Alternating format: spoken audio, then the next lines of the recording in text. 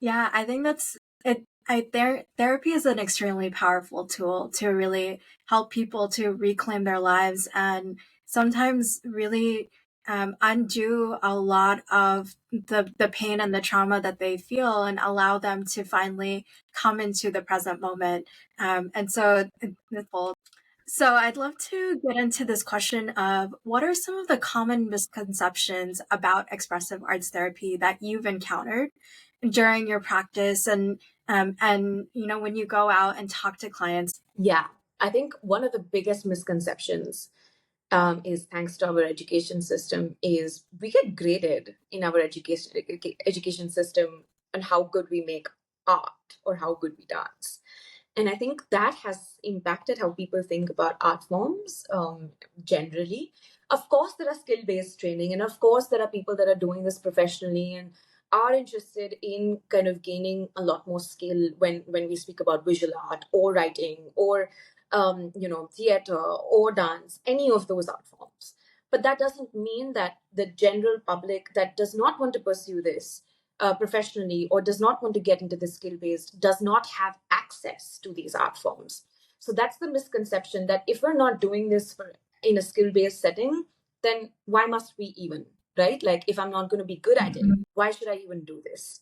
So that's the biggest thing, and this idea that we need to be good at art forms, I think, has needs to be deconstructed a little bit. And I get that it can take time, but that's one of the first things I do in my discovery calls with clients, that you don't need any prior experience in any of these art forms.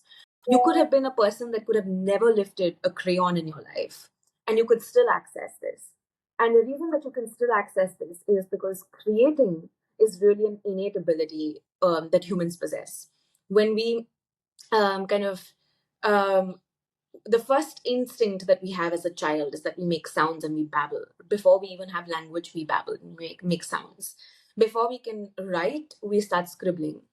Where the walls and everything becomes a canvas, and we just take and we start scribbling. Expression and creativity is really a part of our DNA. We create on a daily basis. If I say that's hard to imagine, think about it. Are you not creating spaces? So the place that you live in, you're creating that. You're creating relationships. So the act of creation is really a part of being human. And that's what we're tapping into when we speak about expressive arts therapy and using creativity as a tool for therapy. So that's the first misconception that a lot of people have.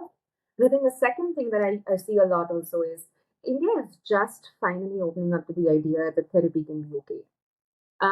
Even within the urban context, right? Like, it's just starting to warm up to this. Yes, that I may need help. I don't need to be crazy to seek help. And these are just words that are thrown here in the context of India, that, oh, you must have to be crazy to want to seek therapy. So it's so um, like permeated into the culture that this idea of therapy is taboo, that it's just now starting to warm up, I think, because of social media, that okay, anybody could need help. And I think it's not an act of weakness but more an act of strength, and that started to now shift a little bit in the urban Indian context.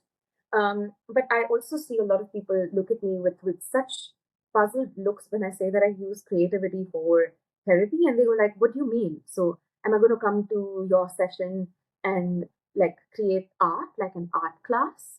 And because, like I said, I think just art being skill based is so ingrained that the idea that art can be used outside of the context of skill is defumbles most of them. Like, it feels like, yeah, how can you? So I think I've just started to simplify my language really easily, where I just go like, imagine in talk therapy, you use talk as a medium of expression, whereas in expressive arts therapy, you use talk as well as art forms as a medium of expression. So it could look like a 3-year-old has made it, as far as it makes sense to you, and it kind of is an expression of how you are feeling or the challenge in your life. It's okay, because it doesn't matter. We don't want to become Picassos, or we don't want to become good dancers in this space. We actually just want to access the strength of these art forms to be able to help ourselves. Yeah, so I've started to really simplify language and meet them where they are at to be able to make sense.